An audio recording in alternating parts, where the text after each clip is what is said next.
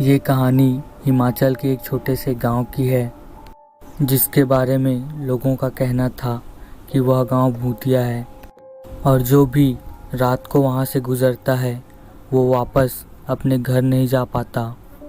लेकिन फिर भी इन सब बातों को लोग नज़रअंदाज करके कई बार रात को भी वहां से गुजरते थे। ये कहानी एक लड़के की है जो रात को उस गांव से गुजर रहा था। उस लड़के का नाम अजय था। अजय हिमाचल के एक छोटे से गांव में रहता था और काम की तलाश में अपने मामा के घर जा रहा था। उनका घर बहुत ही ज़्यादा दूर में था, जिसकी वजह से अजय सफ़र के लिए सुबह ही निकल चुका था। अजय को गाड़ी चलाते चलाते शाम हो गई, लेकिन फिर भी वो अपने मामा के घर नहीं पहुंच पाया। शाम के 7 बज चुके थे और चारों तरफ अंधेरा ही अंधेरा। तभी जंगलों से होते हुए अजय एक गांव में पहुंचता है, जहां पर थोड़ी सी रोशनी दिखाई देती है। गांव के बिल्कुल शुरुआत में ही एक ढाबा पड़ता था। अजय उसी रास्ते से गुजर रहा था तो अजय की नज़र सीधे उस ढाबे पर पड़ी। उसने सुबह से कुछ भी नहीं खाया था। वह बिना रुके गाड़ी चला रहा था और उसे बहुत ही ज़्यादा भूख लगी थी, जिसकी वजह से उसने गाड़ी को ढाबे की तरफ घुमाया और वहीं पर खाना खाने के लिए रुक गया। अजय सीधे ढाबे के अंदर जाता है। वहाँ पर देखता है कि उसके अलावा वहाँ पर सिर्फ 2 लोग हैं और वो दोनों भी उसी ढाबे में काम करते थे। उन दोनों में एक औरत थी और एक मर्द था। उस औरत ने अजय को ढाबे के अंदर आते हुए देख लिया। उसने कहा कि बैठिए साहब, क्या खाना है, जल्दी बताइए। अजय ने कहा सिर्फ 1 प्लेट पुलाव और उसके साथ अचार कर देना। उस औरत के साथ जो लड़का था वो वहाँ पर वेटर था। उसने कहा ठीक है साहब, जल्दी लाता हूँ। और 5 मिनट में ही उस वेटर ने पुलाव बना कर ला दिया। अजय ने उस पुलाव को देखा और कहा वाह, क्या पुलाव है, क्या खुशबू आ रही है। तब उस औरत ने कहा यहाँ पर सब कुछ बढ़िया ही मिलता है, एकदम ताज़ा। हाँ, अजय को उस औरत के बोलने के तरीके से थोड़ा डर लगने लगा, लेकिन फिर भी उसने चुप रहना ही ठीक समझा। उस औरत ने कहा कहाँ से आए हो, तुम यहाँ पर नए लगते हो। अजय ने कहा हाँ, बस मैं यहाँ से गुजर रहा था बस। औरत ने कहा मगर। अजय ने पूछा मगर क्या। औरत ने पूछा तुम अकेले हो या साथ में कोई आया है। हाँ, यहाँ तो मैं अकेले ही आया था। अजय ने पूछा किसी को तकलीफ तो नहीं हो रही। उस औरत ने कहा अरे नहीं, लेकिन संभल कर जाना बेटा। अजय ने कहा अगर कोई बात है तो बताइए ना, ऐसे डराइए मत। फिर उस औरत ने बताया कि अब तो कोई खतरे की बात नहीं है, लेकिन कुछ साल पहले ये जंगल खतरे से खाली नहीं था। अजय ने पूछा मतलब। उस औरत ने बताया कि इस जंगल से जो कोई भी गुजरता था, खासकर तुम जैसे खूबसूरत मर्द, वो जिंदा नहीं बचते थे। अजय ने कहा ये क्या कह रहे हो आप। उस औरत ने कहा तुम्हें नहीं पता, इस जंगल में वो रहती थी। अजय ने पूछा वो मतलब कौन। उस औरत ने कहा सुंदर और हसीन चुड़ैल, जिस पर स्त्री फिल्म बनी है, हाँ वही। अजय ने कहा ये क्या बकवास कर रहे हो। औरत ने कहा तुम्हें विश्वास नहीं हो रहा। वो कौन थी, कहाँ से आई थी, क्या चाहती थी, कोई भी नहीं जानता था। किसी ने उसे देखा भी नहीं था, लेकिन लोग कहते थे कि वो एक चुड़ैल या फिर डायन थी।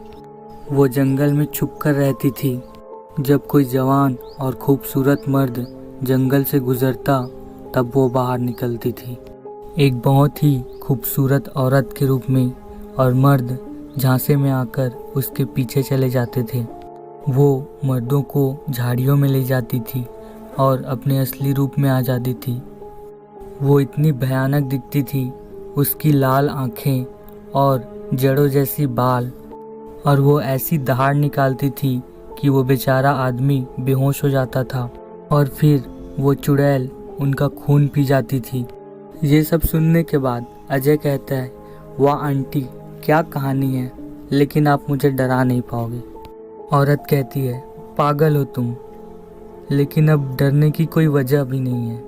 अजय पूछता है, वो क्यों? औरत बताती है कि अब वो चुड़ैल नहीं है, क्योंकि मैंने उसे ख़त्म कर दिया है। अजय बोलता है, आपने कैसे ख़त्म कर दिया? औरत कहती है, जाने दो बेटा, तुम यकीन नहीं करोगे।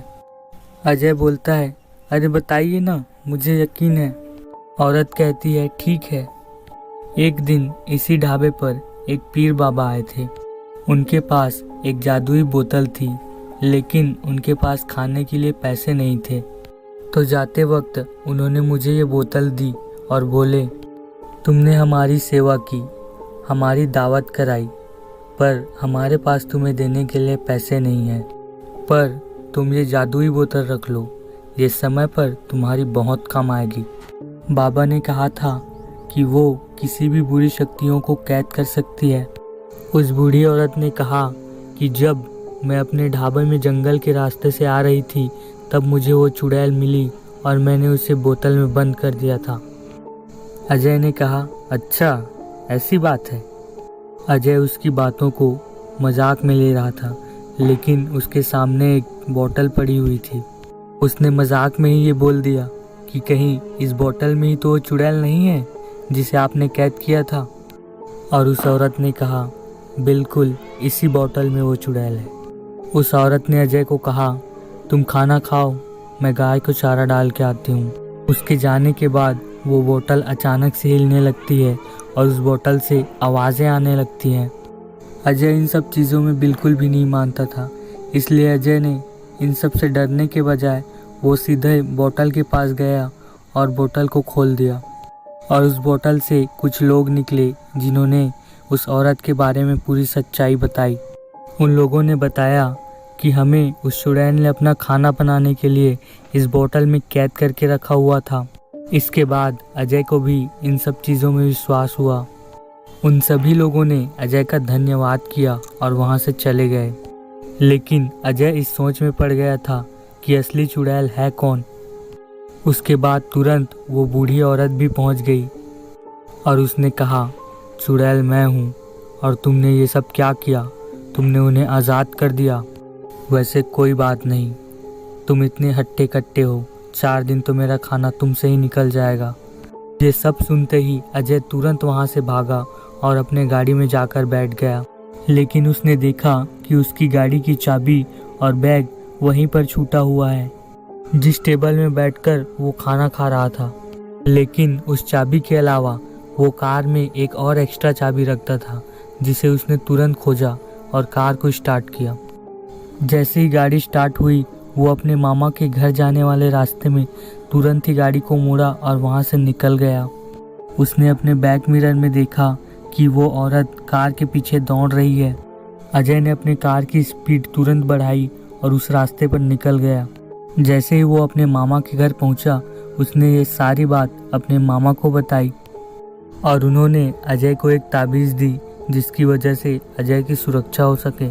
तो गाइज, हमारी कहानी यहीं पर ख़त्म होती है। Bye bye.